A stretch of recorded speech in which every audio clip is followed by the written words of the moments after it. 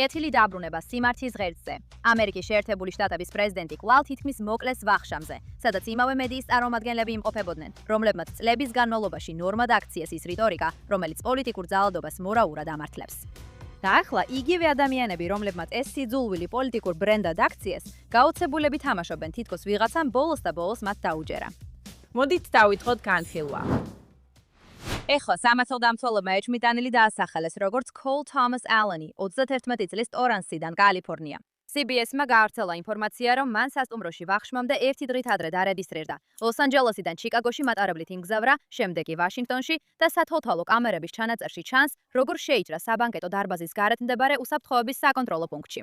ეხლა დამამძიებლებმა ამოიღეს მობილური ტელეფონი და სხვა ელექტრონული მოწყობილობები. ეძებდნენ ჩხრეკის ორდერებს და სწავლობდნენ სასტუმროში ნაპოვნ წერილობით მასალებს მოტივის გამოძიების ფარგლებში. მაგრამ უკვე ცნობილია, რომ ალენმა თავდასხმამდე თავისი ნაწერების ნაწილი ოჯახის წევრებს გაუგზავნა და ერთ-ერთმა ოჯახის წევრმა პოლიციასაც კი მიმართა შეშფოთების გამო. მან თავდასხმამდე დაახლოებით 10 წუთით ადრე ოჯახს 1052 სიტყვიანი მანიფესტი გაუგზავნა, რომელსაც ხელი მოაწერა როგორც QAL, Cold Force Friendly ფედერალური მკვლელი ალენი.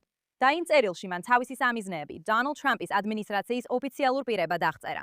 ეხლა გენერალურმა პროკურორმა Todd Blanche-მა განაცხადა, რომ წინასწარი დასკვნების მიხედვით ეჭვმიტანილი, როგორც ჩანს, Donald Trump-ის ადმინისტრაციის წევრებს, მათ შორის თავად Trump-ს უმიზნებდა. და მართლაც, ეს ნახეთ მანიფესტშიც. ალენი სინამდვილეში კალთექის ყოფილი სტუდენტია, რომელმაც მოგვიანებით კომპიუტერული მეცნიერებების მაგისტრის ხარისხი კალიფორნიის შტატის უნივერსიტეტში დომინგეს ჰილსში მიიღო და რამდენჯერმე მუშაობდა Theory Education-ში, ტუტორინგის კომპანიაში Torrance-ში. ის აგვიატებულად იყო შეშფოთებული ტრამპით და 2024 წლის ოქტომბერში მცირე თანხაც კი შესწირა კამალა ჰარისის კამპანიას. მის სოციალურ მედიაშიც სავსე იყო ანტიტრამპული და ანტიქრისტიანული რიტორიკა. ასე რომ მოდით ძალიან ნათლად ვთქვათ, რასთანაც გვაქვს საქმე. ესაა ყოფილა რაიმე შემთხვევითი უსაფრთხოების ინციდენტი ან ამერიკული პოლიტიკური ქაოსის მომენტი. ეს იყო პოლიტიკური მკვლელობის მცდელობა. და საცქეს მტკიცებულებები მიუთითებს ეჭვმიტანილზე, რომელმაც ზუსტად ის მორალური სამყარო შეითვისა, რომელსაც თანამედროვე მემარცხენეები წლები აყიდიან. თავად ნახეთ. იცით, ქუჩებში უნდა იყოს არეულობა, მანამ სანამ ჩვენს ცხოვრებაში არეულობა. სახელმწიფოს მტრები. მაჩვენეთ საცერია, რომ პროტესტები უნდა იყოს თავაზიანი და მშვიდობიანი. გააკეთე რამე მამა შენი საიმიგრაციო პოლიტიკაზე, შენ უუნარო. ისინი დაბლაიშვებიან, ჩვენ ვერა. როგორ უძლებ ცდუნებას, რომ მიხვიდე და კაილი მოუჭირო? ყველაზე დიდი ტერორისტული საფრთხე ამ ქვეყანაში თეთრკანიანი მამაკაცებია. მათი უმეტესობა რადიკალიზებულია სწორედ ოქტომბერში. როდის იყო ბოლოს, როცა მსახიობმა პრეზიდენტი მოკლა? მათ მაინც მოუწევთ გარეთ გასვლა და დონალდ ტრამპს ტყვია ესროლონ. ეს ფაქტი. შეხედეთ, როგორ კლავენ მის პერსონაჟს დანით. სად არის ჯონ ვილკს ბუთი, როცა ის გჭირდება? აი ზუსტად ეს ამოიღე. ძალიან ბევრჯერ მიფიქრია თეთრი სახლის აფეთქებაზე. მისურის შტატის სენატორი საიდუმლო სამსახურის მიერ იძიება, მას შემდეგ რაც თქვა, რომ იმედოვნებს პრეზიდენტი ტრამპი მოკლავენ. დღეს საღამოს წავალ და ტრამპს მოკლავ. და თუ ან კაბინეტის რომელიმე წევრს რესტორანში, მაღაზიაში ან ბენზინგასამაც სადგურზე ნახავთ, უნდა მიხვიდეთ და ხალხი შეკრიბოთ. დაუპირისპირდეთ მათ. უთხარით, რომ ისინი აქ აღარ არიან მისასალმებელი, ასეო თუ ისე. საოცარია კი, რომ ხალხი ჭკუიდან გადადის, როცა ასეთი პროპაგანდა 24/7 ესხმებათ თავში. ტრამპი ჰიტლერია, რესპუბლიკელები ფაშისტები არიან, ქრისტიანები დამთრგუნველები არიან, ამერიკა ბოროტია, ისრაელი გენოციდს ჩადის, დასავლეთი პრობლემაა. და თუ ამას საკმარისად დიდხანს ისმენ, ბოლოს ვიღაც გადათხვეთს, რომ ძალადობა აღარ არის ძალადობა. ეს წინააღმდეგობაა. ზუსტად ისაა, რასაც თავისუფალი პალესტინის სიკვდილის კულტის მხარდამჭერები უკვე 2 წელია ქადაგებენ. და აქ ხდება ამბავი კიდევ უფრო ბნელი, რადგან ვაშინგტონის ჰილტონში მისული კაცი მხოლოდ ამბის ნაწილია. მთელი დანარჩენი ამბავი კი ის მანქანაა, რომელმაც მისნაირ ადამიანებს ასწავლა ასე ფიქრი, ასწავლა პოლიტიკური ძალადობის ნორმალიზება. და მიუხედავად იმისა, რომ ეს მარჯვნივაც ნახეთ, როცა ნიკ ფუენტესის მსგავს ნაძირალა ნაცისტებს ამარცხლებენ, იგივე ხდება მარცხენაზეც, სადაც მოულოდნელად საზოგადოებრივ სივრცეში ერთ-ერთი ყველაზე საშინელი ებრაელთმოძურე ნორმალიზდება. და სწორედ აქ ჩნდება ჰასან პაიქერი. ჰასან პაიქერი არ არის უბრალოდ შემთხვევითი სტრიმერი სარდაფში, რომელსაც 3 გამომწერი და რგოლის ნათურაა. ის მარცხენას ერთგვარ ახალ ფავორიტად იქცა. ერთ-ერთი ყველაზე გავლენიანი მემარცხენე პოლიტიკური კომენტატორია. მილიონობით გამომწერით, უზარმაზარი ახალგაზრდა აუდიტორიის და პლატფორმით, რომელმაც ის გენერაცია ზოისთვის მემარცხენე პოლიტიკაში შესulis ერთ-ერთ მთავარ გზად აქცია. ADL-ის მონაცემებით მისი საერთო სოციალური მედიის გამომწერების რაოდენობა 2024 წლის აპრილისთვის დაახლოებით 11.3 მილიონს შეადგენდა. და სხვათა შორის ის ასევე ჯენკ უიგურის დისშვილია. როგორც ჩანს, ებრაელების მიმართ აკვიატებული სიძულვილი ამ ოჯახს მოსწამს. მაგრამ როცა ვუყურებთ მის მასიურ მემარცხენე პლატფორმას და იმას, რისთვისაც ის გამოიყენება, ძალიან ნათელია, რომ ეს უბრალოდ ჩვეულებრივი სოციალისტური თამაში არ არის, იმ კაცისგან, რომელმაც გამდიდრდა რევოლუციის ბავშვებისთვის Twitch-ზე გაყიდვით. მან აქტიურად გამოიყენა თავისი პლატფორმა იმის გასანორმალებლად, რომ პოლიტიკური ძალადობა სასაცილოა, გამართლებულია ან თუნდაც აუცილებელია, როცა ის მიმართულია იმ ადამიანების წინააღმდეგ, ვისაც სწორ სამიზნედ მიიჩნევს. შეხედეთ. ჩემი გაგებით იმ ადგილას ქონების ფლობელები უბრალოდ ირჩევენ. საერთოდ არ გააქირავენ. მოკალი ისინი და დახოცე ის ნაბიჭვრები ქუჩაში. დაე ქუჩებმა დაისველონ მათი დედამოწყნული წითელი კაპიტალისტური სისხლით ძმაო. აი, რას ასმენენ მილიონობით ახალგაზრდას მემარცხენეების ახალ საყვარელ ინტერნეტ რადიკალები. და აი აქ ის ამართლებს United Healthcare-ის აღმასრულებელი დირექტორის Brian Thompson-ის მკვლელობას, რომელსაც მან სოციალური მკვლელობისთვის დამნაშავედ მიიჩნია. შეხედეთ. ენგელსი წერდა სოციალური მკვლელობის კონცეფციაზე. და Brian Thompson-ი, როგორც United Healthcare-ის აღმასრულებელი დირექტორი, ჩართული იყო სოციალური მკვლელობის უზარმაზარ რაოდენობაში. ძალადობის სისტემატიზებული ფორმები, სიღარების სტრუქტურული ძალადობა, ამ ქვეყანაში მოგებაზე ორიენტირებული, გადახდის გარეშე მიუწვდომელი ჯანდაცვის სისტემა. და ამის შედეგებია უზარმაზარი ტკივილი, უზარმაზარი ძალადობა, უამრავი სიკვდილი. და ეს ჩემთვის ძალიან საინტერესო ამბავი იყო, რადგან მერი ძალიან მკაცრია დანაშაულისა და სასჯელის საკითხში. ამ თემაზე მათთვის ყველაფერი შავ-თეთრია. და მაინც იმის გამო, რომ კერძო ჯანდაცვის სისტემამ საშუალო ამერიკელისთვის მასობრივი ტკივილი შექმნა, ნახე რამდენმა ადამიანმა მაშინვე გაიგო, რატომ მოხდა ეს სიკვდილი. ეს ბიჭი ისეთი სულელია. ვერ ვიტან, მის მოსმენაზეც კი მტკივა. ის არა მხოლოდ სრული იდიოტია ნებისმიერი ეკონომიკური პოლიტიკის საკითხში. არამედ მისი გონებრივი აკრობატიკა ამ საშინელი დანაშაულების გასამართლებლად უდანაშაულო ადამიანების მიმართ და თვითონ მისი გამართლება. ამ ვიდეოში ის საუბრობს, როგორია ამერიკა მკამკაცრი სასჯელების მხრივ. მართლა სერიოზულად ამბობ ამას. შენ თურქი ხარ ბიჭო. შეხედე რას აკეთებს თურქეთი. შეხედე რას აკეთებს ნებისმიერი ისლამური ქვეყანა, რომელსაც ასე ძალიან უჭერ მხარს და ასე ძალიან გიყვარს. შეხედე როგორ ექცევიან ისინი დანაშაულსა და სასჯელს. ეს ორმაგი სტანდარტი უბრალოდ გასაოცარია, მაგრამ გჯეროდეს თუ არა, საქმე კიდე უფრო უარესდება. არ დაგვავითქვეს, რომ ჰასან პაიქერმა პირდაპირ მოუწოდა პრეზიდენტ ტრამპის მკვლელობისკენ. და შენ რეალურად დაწერე ამაზე. არის შესანიშნავი ვიდეო, სადაც საუბრობდი, რომ იცი, ვიღაცამ ეს უნდა გააკეთოს. ხედავ, როცა ამას ვამბობ, ყველა ზუსტად ხვდება რას გულისხმობ. რაც ნიშნავს ფიქრობ. ეს აჩვენებს, რომ არსებობს ბევრი ბრაზი, ბევრი წყენა და აუთვისებელი პოტენციალი, აუთვისებელი რევოლუციური პოტენციალი, სიმართლე რომ ვთქვათ. და ვფიქრობ, ეს შესანიშნავი შესაძლებლობა ორგანიზებისთვის. რევოლუციური პოტენციალი. მან ძალიან ნათლად აჩვენა, რისკენ მოუწოდებს ზუსტად. და ეს ნახეთ 7 ოქტომბრის შემდეგ, როცა ის ღიად უჭერდა მხარს ჰამას და ამართლებდა ზუსტად იმას, რაც ჰამასმა გააკეთა 7 ოქტომბერს. და მან ეს ახლაც დაადასტურა. კამათობდა კემბრიჯის უნივერსიტეტის სტუდენტთან და ცდილობდა დაეცვა ჰამასის მიერ 7 ოქტომბერს ჩადენილი გაუპატიურება და ძალადობა. როგორც თითქოს ეს იყო ლეგიტიმური. ნახეთ.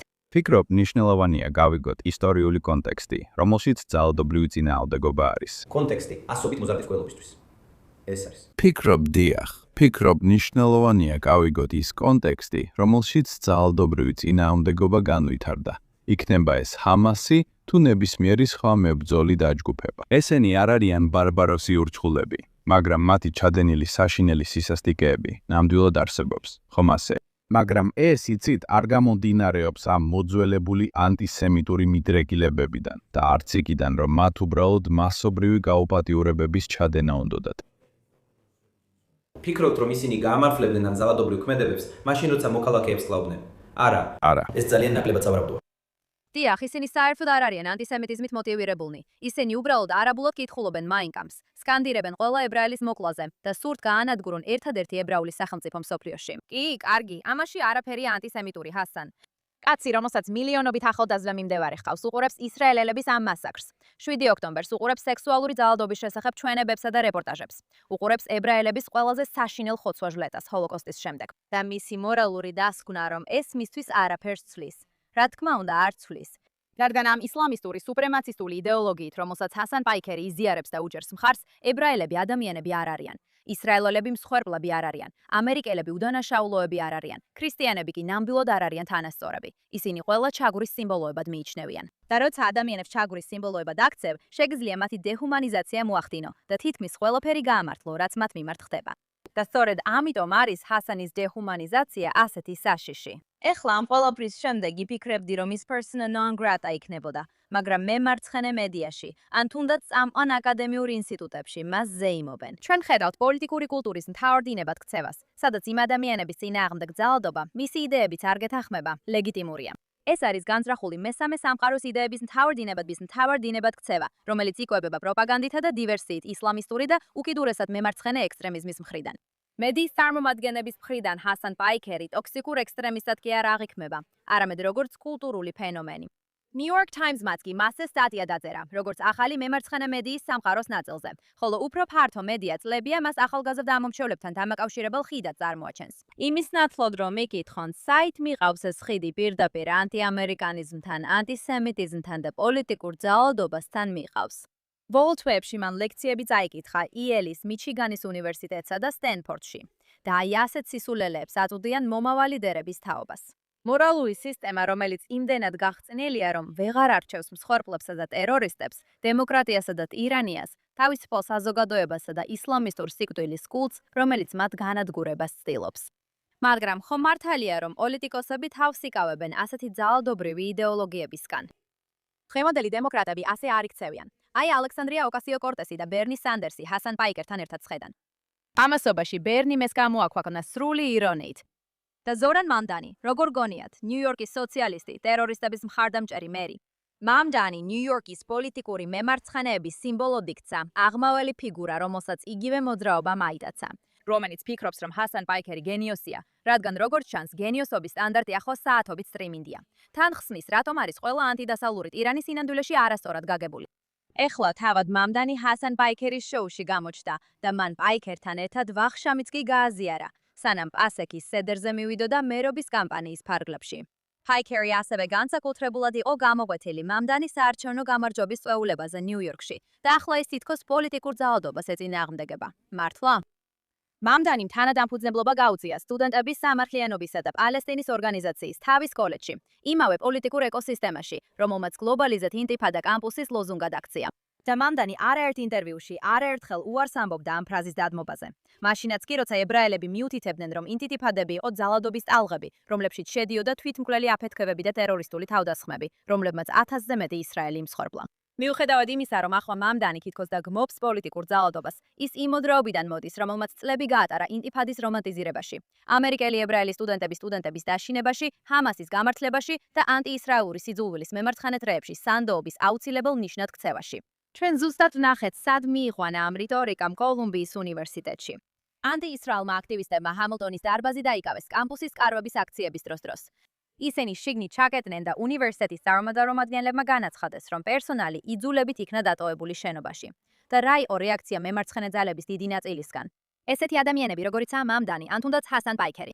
არც შეძრწუნება, არც სირცხვილი და არც ელემენტარული ზრდასრული გაგება იმისა, რომ შენობების დაკავება და მუშაკების გამოკეტვა სინამდვილეში სამოქალაქო უფლებების მოძრაობა არ არის. არა, პაიქერის მსგავსი ადამიანები ამას წინააღმდეგობას უწოდებდნენ. რადგან როგორც კი ტოტალიტარული მემარცხენეები გადაწყვეტენ, რომ საქმე წმინდა, მის სახელზე ჩადენილი ყოველი ქმედება სამართლიანობად გადაკეთდება. ზუსტად იგივე მორალური ლოგიკაა, რომელიც ამართლებს 7 ოქტომბერს და ჰამას სუფთად წარმოაჩენს. ცივილიზებული საზოგადოება ასე არ აგვარებს პოლიტიკურ თუ სოციალურ პრობლემებს. და აი აქ მედია ნაწილობრივ პასუხისმგებელია. არა იმიტომ, რომ რომელიმე სტატია ვინმეს რაიმეს გაკეთებას აიძულებს, არამედ იმიტომ, რომ პრეზიდენტ ტრამპისადმი მათი შეშლილი სიძულვილის გამო მედიამ ხელი შეუწყო ექსტრემიზმის ნორმალიზაციის მთლიანი კულტურის შექმნას. მათ მისცეს პლატფორმა რადიკალებს და შეუმსუბუქეს სლოგანები, მხოლოდ იმისთვის, რომ ისლამისტები სუფთად წარმოაჩინონ და სხვა ფანატიკოსები, რომლებიც ამერიკასა და დასავლეთს ზულთ. ამერიკის მტრებს არ სჭირდებათ შეერთებული შტატების სამხედრო დამარცხება, როცა შეუძლიათ დაარწმუნონ ამერიკელები, რომ ზულდეთ საკუთარი ქვეყანა, საკუთარი ისტორია, საკუთარი მეზობლები და საკუთარი თავისუფლებები ჩაგვრად აღიქვან.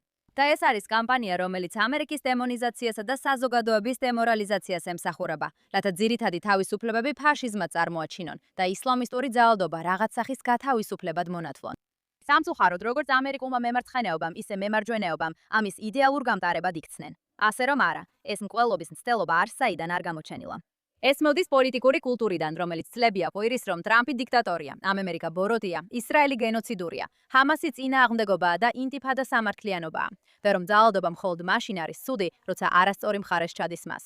და ეხლა მას შემდეგ რაც შეიარაღებულმა კაცმა სცადა შეერთებული შტატების პრეზიდენტისა და მისი ადმინისტრაციის მკვლელობა, ჩვენ ყველამ თითქოს უნდა მოვიტყუოთ თავი, რომ ეს პრობლემა მოულოდნელია. ეს არ არის მოულოდნელი. ეს იდეოლოგიურია და ყოველ დღეს სწორედ იმ ადამიანების მიერ მიეწოდება ახალდაზრდებს, რომლებიც პირველები იქნებიან, მიიქნებიან, ვინც უარყოფს პასუხისმგებლობას, როცა შემდეგი თავდასხმა მოხდება. შემდეგი სიახლე. შეერთებული შტატები მზად არის ირანში ისლამურ რეჟიმთან მოლაპარაკებისთვის. ამ კვირისთვის ამ კვირაში ისლამაბადში, სადაც უცხოური დელეგაციები უკვე პოზიციებს იკავებენ. და ერთი მომენტით ჩანდა, რომ ისლამური რეჟიმი მოლაპარაკებისთვის ემზადებოდა. სულ მცირე, რაღაც ფორმით. მაგრამ გასაკვირი არ არის, რომ ყველაფერი დაინგრა მანამ, სანამ საერთოდ დაიწყებოდა. და რაც დაგვრჩა, ეს მხოლოდ წარუმატებელი დიპლომატიური რაუნდი არ არის, არამედ რაღაცაც უფრო მრავლის მთქმელი, რაც აჩვენებს, ვინ მართავს რეალურად ყველაფერს ამჟამად. და ეს არ არიან ირანელები, რომლებიც მოლაპარაკებაზე მოდიოდნენ. შაბათ-კვირას პრეზიდენტმა ტრამპმა გააუქმა აშშ-ის დელეგაციის ვიზიტი პაკისტანში, რომელშიც უნდა შესულიყვნენ მნიშვნელოვანი ფიგურები, როგორიცაა სტივ უიტკოფი და ჯარედ კუშნერი. და მან ძალიან კაფიოდ განაცხადა, რომ თუ რეჟიმს სურს საუბარი, მათ შეუძლიათ დაარეკონ, რაც უფრო თავაზიანი ფორმაა იმის თქმისა, რომ რეალურად მოლაპარაკება არც არასდროს ყოფილა რეალური ვარიანტი. ზუსტად ამავე დროს ირანის საგარეო საქმეთა მინისტრი აბას არაქში გადაადგილდებოდა ისლამაბადსა და მუსკატს შორის, მართავდა შეხვედრებს რეგიონულ აქტორებთან, მაშინაც კი როცა ირანის ოფიციალური პირები საჯაროდ ამტკიცებდნენ, რომ აშშ-სთან პირდაპირი მოლაპარაკებები საერთოდაც არ იყო დაგეგმილი. ამასობაში ღალი ბაფი, რომელიც ადრე მოლაპარაკებებში მონაწილეობდა, თლიანად გადადგა მოლაპარაკებების გუნდიდან, რაც როგორც მიიჩნევა, ირანის რევოლუციური გვარდიის წეწოლით მოხდა. ეხლა კითხვა აღარ არის, იქნება თუ არა შეთანხმება, ან ვინ დათმობს, არამედ ის თუ ვინ იქნება საერთოდ ირანის მხარეს ისეთი, ვისაც შეთანხმების მიღწევა შეუძლია. და პასუხი ასეთია. არ არსებობს მკაფიოდ განსაზღვრული ფუნქციური გადაწყვეტილების მიმღები ორგანო, რომელსაც შეუძლია მოლაპარაკება, ვალდებულების აღება და მით უმეტეს ნებისმიერი შეთანხმების შესრულება. და სწორედ ამიტომ ყველაფერი, რასაც ახლა ხედავთ, გავს მოძრაობას შედეგის გარეშე. დაიწყეთ ყველაზე ძირითადი ფაქტით. სისტემა ლიდერობის კრიზისის შუაგულშია, რომელსაც საჯაროდ ვერ მალავს. და ეს კრიზისი მუჯთაბა ხამენაიზია კონცენტრირებული, რომელიც მემკვიდრეც და სისტემის გამაერთიანებლად იყო წარმოდგენილი. და მაინც მას შემდეგ რაც ის უზენაეს ლიდერად გამოაცხადეს, ის ძირითადად საჯარო სივრცეში არ ჩანს. არ არსებობს არც ერთი თანმიმდევრული დამოწმებული ვიდეო ჩანაწერი, არც საჯარო გამოჩენა, რომელიც კონტროლს დაადასტურებდა. მხოლოდ ფრაგმენტები, ხმები და სიმბოლური სიგნალები, რომლებიც უფრო მეტ კითხვას აჩენს ვიდრე პასუხს. ყველაზე უცნაური ასეთი სიგნალებიდან ამ კვირაში მაშადიდან მოვიდა, სადაც გამოჩნდა მურალი, რომელიც პატივს მიაგებს რეჟიმის ლიდერებს, რომლებიც ისრაელმა და აშშ-მ მოკლეს, და ამ მურალზე თითქოს მუჯთაბა ხამენაიც იყო გარდაცვლილთა შორის. ეს ისეთი დეტალია, რომელიც არ უნდა არსებობდეს, თუ რეჟიმს ნამდვილად აქვს რწმენა, ვინ არის ცოცხალი, ვინ ლიდერობს და ვინ მართავს. შეხედეთ. დიახ, ეს არის.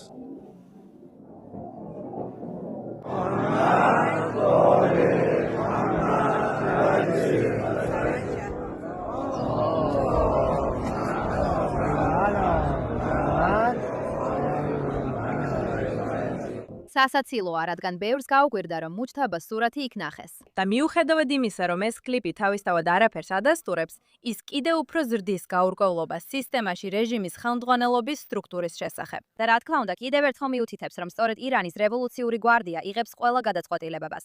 ირანის რევოლუციური გვარდია მხოლოდ სისტემის ნაწილი არ არის. ის ახლა თავად სისტემაა. და ისინი ცდილობენ გაამყარონ ეს კონტროლი როგორც სამხედრო გადაწყვეტილებებზე, ასევე დიპლომატიურ პოზიციაზე. მაშინ, როცა რეჟიმის სამოქალაქო წარმომადგენლები მხოლოდ ფორმალურად ასრულებენ მმართველობის პროცესს, რეალური ძალაუფლების ან ხალხის მანდატის გარეშე. არ გჯდებათ გამოიცნოთ, რომ ეს ყველაფერი ხდება, რადგან ამას რეალურ დროში თავად რეჟიმის წინააღმდეგობებში ხედავთ. მათ შორის ირანის პრეზიდენტ მასუდ პაზეშქიანის განცხადებები, რომელმაც მარტის დასაწყისში საჯაროდ განაცხადა, რომ რეჟიმი აღარ გაუშვებდა რაკეტებს მეზობელი ქვეყნებისკენ და რომ არანაირი თავდასხმა არ მოხდებოდა, თუ ირანს პირველ რიგში პირდაპირ არ შეუტევდნენ. მან რეგიონულ ქვეყნებს წინა დარტყმებისთვისაც კი მოუბოდიშა. და შემდეგ თითქმის დაუყოვნებლივ ირანული რაკეტები და დრონები კვლავ აგრძელებდნენ დარტყმებს რეგიონში, ხოლო სხვადასხვა ადგილას იუწყებოდნენ რაკეტების გადაფრენასა თუ საჰაერო სივრცეში შეჭრაზე. ესეთ ადგილებში, როგორიცაა კატარი, არაბთა გაერთიანებული საემიროები, ბარეინი და სხვა სპარსეთის ყურის ქვეყნები, ასევე რეგიონული ოფისები, რომლებმაც თეირანი ესკალაციაში დაადანაშაულეს, ძალიან ნათლად გამოჩნდა, რომ პრეზიდენტის სიტყვები არ ემთხვევა სახელმწიფოს ქმედებებს. ეს არის სისტემა, სადაც პრეზიდენტი არ აკონტროლებს, ან ზოგჯერ არც კი იცის, რა ხდება სამხედროებთან დაკავშირებით. იგივე ტენდენცია დავინახეთ დიპლომატიურ ფრონტზეც, სადაც ეგრეთ წოდებული ზომიერი ან რეფორმისტი ფიგურები მოლაპარაკებებისადმი ინტერესს აჩვენებენ, მათ შორის დეესკალაციისა და შეერთებულ შტატებთან ჩართულობის შესახებ საუბარსაც. თუმცა ეს პოზიციები მაშინვე უგულებელყოფილი ან დაკრინებული ხდება ირანის რევოლუციური გვარდიის მკაცრი ხაზის წარმომადგენლების მიერ. ახლა არსებული ცნობების მიხედვით ირანის რევოლუციური გვარდიის მეთაურები, მათ შორის აჰმედ ბაჰიდი და მისი მოკავშირეები, ჩაერივნენ პროცესში, რათა შეეჩერებინათ ეს ნაბიჯები. ეს ნაბიჯები მიმართული იყო დეესკალაციისკენ, მათ შორის ჰორმუზის სრუტის ხელახლა გახსნის აღკვეთისა და დიპლომატიური არხების გვერდზე გადაგდებისკენ. ეს კი მოლაპარაკებების გაგრძელების საშუალებას მისცემდა. რაც ნიშნავს, რომ მაშინაც კი, როცა სამოქალაქო პირები გამოხატავენ საკუთარ პოზიციას, საბოლოო გადაწყვეტილება სხვაგან მიიღება. ეს ასევე მიზეზია იმისა, რომ თითქოს და ცეცხლის შეწყვეტის პერიოდში ირანის რევოლუციური გვარდია აგრძელებდა აგრესიულ ქმედებებს ჰორმუზის სრუტეში, მათ შორის გემებზე თავდასხმებს, რაც პირდაპირ ასუსტებდა ნებისმიერ მტკიცებას, რომ რეჟიმი დეესკალაციისკენ მენ მიდიოდა. ამავე დროს ამ ბლოკადის შედეგად რეჟიმზე ეკონომიკური ზეწოლა არა მხოლოდ იზრდება, არამედ პირდაპირ მიზანში იღებს იმას, თუ როგორ ახერხებს რეჟიმი გადარჩენას. Donald Trump-ის ბლოკადა ჰორმუზის სრუტეში ირანის ეკონომიკას არ ანელებს, ის ფაქტობრივად აჩერებს მას. ციფრები კი მარტივია და ძალიან დამანგრეველი. დაახლოებით 276 მილიონი დოლარი დღეში დაკარგული ექსპორტიდან და 159 მილიონი დოლარი შეფერხებული იმპორტიდან. ასე რომ ეს ყოველდღიურად დაახლოებით 435 მილიონი დოლარის ზარალს ნიშნავს, რაც თვეში 13 მილიარდ დოლარს უტოლდება. და ამ თანხის უმეტესობა ნავთობიდან მოდის, რადგან ირანი დღეში დაახლოებით 1.5 მილიონ ბარელს ექსპორტირებს, რაც დაახლოებით 139 მილიონ დოლარს გამოიმუშავებს ყოველდღიურად. Ძლიანი ექსპორტის თითქმის ყველაფერი ხარჯის კუნძულზე გადის, რომელიც ნედლი ნავთობის ექსპორტის 92%-ს უზრუნველყოფს და არ აქვს რეალური ალტერნატიული მარშრუტი, რაც ნიშნავს, რომ ბლოკადა შემოსავალს არ ამცირებს, არამედ მთლიანად აქრობს მას. და აქ არის ყველაზე მნიშვნელოვანი ნაწილი. ირანს მხოლოდ დაახლოებით 13 დღე აქვს მარაგის შესანახად, სანამ ნავთობის ჭაბურღილებს იძულებული გახდება დახუროს. და როცა ეს ხდება, ზიანი მუდმივია. დღეში 500.000-მდე ბარელი მომავალი წარმოება იკარგება, რაც მილიარდობით შემოსავალს ნიშნავს, რომელიც აღარასოდეს დაბრუნდება. აი რატო არ არის ტრამპის ბლოკადა სანქციების თამაში ან მოლაპარაკების ბერკეტი? ეს სტრუქტურული გარდამტეხი წერტილია, რადგან მას შეუძლია მოჭრას ფული, რომელიც აფინანსებს სახელმწიფოს, ირანის რევოლუციურ გვარდიას და მთლიანად ამ სისტემას. აბა, რა არის პასუხი? ირანის ხალხის მოსმენა. მაშინ, როცა რეჟიმი ფუნქციონირებას ძლივს ახერხებს, ყველაზე პოპულარული ოპოზიციური ფიგურა მემკვიდრე პრინცი რეზა ფეჰლავი ამ კვირას ევროპაში იმყოფებოდა, ავსებდა ვაკუუმს და ფაქტობრივად ერთადერთი ფიგურა იყო ამ მთელ ისტორიაში. რომელიც რეალურად ხვდება, რას ნიშნავს ლიდერობა, უშუალოდ ურთიერთობს ევროპულ მედიასა და პოლიტიკოსებთან, ამავე დროს კი აკრიტიკებს მათ წლობით გამოჩენილ ფარისევლობას და წარუმატებელ ჩართულობას რეჟიმთან. შეხედეთ. ბოლო 2 კვირაში 2 პრესკონფერენცია მქონდა. ერთი სტოკჰოლმში და ერთი გუშინ ბერლინში. ორივე მათგანზე 150-ზე მეტი ჟურნალისტი ესწრებოდა. ჩვენ ერთად 2 საათზე მეტი გავატარეთ. და ამ 2 საათში 150 ჟურნალისტიდან არც ერთს არ დაუსვამს ჩემთვის კითხვა იმ 40,000 ირანელზე, რომლებიც ჩემს ქვეყანაში 8 და 9 იანვარს ქუჩებში ამოხოცეს. 150 ჟურნალისტიდან არც ერთს არ დაუსვამს ჩემთვის კითხვა იმ 19 პოლიტპატიმარზე, რომლებიც ბოლო 2 კვირაში სიკვდილით დასაჯეს. ჩემთვის ნათელია, რომ ჩემი 40,000 მამაცი უდანაშაულო თანამოაზრე, რომლებიც თავისუფლებისთვის ბრძოლაში ამოხოცეს, ცოტას. აინტერესებთ ამ ჟურნალისტებს. ისინი უფრო მეტად ინტერესდებიან ამერიკის კრიტიკით, ეკითხებიან, რატო მოკლეს შეერთებულმა შტატებმა და ისრაელმა დიქტატორი, რომელმაც 47 წლის განმავლობაში ჩვენი ხალხი ამოხოცა, ვიდრე რეჟიმის კრიტიკით. ასეა საქმე. მოისმინეთ ეს. მიუხედავად იმისა, დგას თუ არა ევროპა ჩვენს გვერდით, ასრულებენ თუ არა თქვენი ჟურნალისტები თავიანთ საქმეს, აჩვენებენ თუ არა თქვენი პოლიტიკოსები მოქმედების სიმამაცეს, მე ვიბრძოლებ ჩემი ხალხისა და ჩემი ქვეყნისთვის. თუნდაც მარტო მოგვიწიოს ამის გაკეთება, ჩვენ ვიბრძოლებთ მანამ, სანამ ირანი არ იქნება თავისუფალი. ევროპის გულგრილობა, რომელიც მან აღწერა, იქნება ეს ჩვენ მიმართ, როგორც ისრაელების, რაც ძალიან კარგად ვიცით. თუ ირანის ხალხის მიმართ ნამდვილად ვერ იქნებოდა უფრო აშკარა. დროა ხალხმა შეწყვიტოს თავის მოტყუება. თითქოს ირანში არსებობს რაიმე რეალური ალტერნატივა, რადგან სინამდვილეში ასეთი არ არსებობს. ირანში არავინაა, ვისაც ხალხი მიიღებს. არც რეფორმისტი და მით უმეტეს არც მკაცრი ხაზის წარმომადგენელი. ორივე ეს იარლი იმავე სისტემაში არსებობს, რომელსაც ირანელები სიცოცხლის რისკის ფასად ეწინააღმდეგებიან. და მას შემდეგ, რაც ირანის ხალხმა თავისუფლებისთვის ყველაფერი გაიღო, მასობრივი პროტესტებიდან დაწყებული, სიკვდილით დასჯით, პატიმრობითა და წამებით დამთავრებული, მხოლოდ ერთი სახელი გამოიკვეთა მუდმივად. მხოლოდ ერთი სახელი იყო, რომელსაც ისინი ქუჩებში სკანდირებდნენ და ეს სახელი იყო მემკვიდრე პრინცი რეზა ფეჰლავი. გამოკითხვებმა მუდმივად აჩვენა, რომ ის ირანში სხვა ნებისმიერ პირზე 10-ზე მეტი პუნქტით უფრო პოპულარულია და ეს მხარდაჭერა მხოლოდ გაიზარდა დროთა განმავლობაში. ზუსტად ამიტომ მის წინააღმდეგ ბრძოლის ეს აკვიატება რეალობას სულ უფრო სცილდება. რადგან ეს ეფუძნება გადამუშავებულ და გულახდილად რომ თქვათ არალეგიტიმურ კრიტიკას, რომელიც არ ასახავს იმას, რაც მას რეალურად უთქვამს, ან იმას, რასაც ირანელები რეალურად ითხოვენ. სურათი ძალიან ნათელია. თქვენ გაქვთ რეჟიმი, რომელსაც არ შეუძლია დაადგინოს, ვინ არის მისი ლიდერი, პრეზიდენტი, რომელიც ერთს ამბობს და სამხედროები, რომლებიც სხვას აკეთებენ. თქვენ ყავთ მომლაპარაკებლები, რომლებსაც მოლაპარაკება არ შეუძლიათ. და ყავთ ირანის რევოლუციური გვარდია, რომელიც ყველა დონეზე აქტიურად იკრებს ძალაუფლებას. ასე რომ, როდესაც ადამიანები შეთანხმებაზე საუბრობენ, ისინი უგულებელყოფენ ყველაზე ძირითად პრობლემას, რაც არის შეთანხმება ვისთან. ვინ აწერს მას ხელს, ვინ უზრუნველყოფს მის შესრულებას და ვის ექნება რაკეტებზე კონტროლი მეორე დღეს. და ამჟამად ამ კითხვაზე რეალური პასუხი არ არსებობს, რომელიც ირანის რევოლუციურ გვარდიამდე არ მიდის. სწორედ ამიტომ ეს საკითხი სულ მცირე ახლა დიპლომატიით არ სრულდება. ეს სრულდება სტრუქტურული ცვლილებით. და სანამ ეს არ შეიცვლება, სანამ ამისთვის მზად არ ვიქნებით, სხვა არაფერი შეიცვლება. და ამით დაუბრუნდეთ ამ კვირის კარგს, ცუდს და უშნოს. დავიწყოთ ჩვენი კვირის ცუდი ამბით, რადგან გვინდა დადებით ნოტაზე დავასრულოთ კარგი ამბით. ეს ამბავი პირდაპირ ეხება ერთ-ერთი მთავარი გავლენიანი ორგანიზაციის სანდოობას ამერიკის შეერთებულ შტატებში, როდესაც საქმე ეხება ექსტრემიზმის განსაზღვასა და მონიშნას. რადგან ახალი ფედერალური ბრალდება ამ კვირაში ამტკიცებს, რომ Southern Poverty Law Center-მა ფარულად გადაამისამართა $3 მილიონ მეტი დონორთა თახაპირებზე, რომლებიც დაკავშირებულნი იყვნენ თეთრკანიანთა უზენაესობისა და ნეონაცისტურ ქსელებთან 2014-დან 2023 წლამდე. დიახ, სწორად გაიგეთ. ნაცისტური ჯგუფები. იუსტიციის დეპარტამენტის მიხედვით ეს გადახდები იმ ადამიანებს მიემართებოდა, რომლებიც დაკავშირებულნი იყვნენ ისეთ ჯგუფებთან, როგორიცაა KKK, არიული ერების ორგანიზაცია, ამერიკის ნაციონალ-სოციალისტური პარტია. ასევე იმ პირებზე, რომლებიც დაკავშირებულნი იყვნენ ისეთ ღონისძიებებთან, როგორიცაა შარლოტსვილის Unite the Right აქციის ორგანიზება.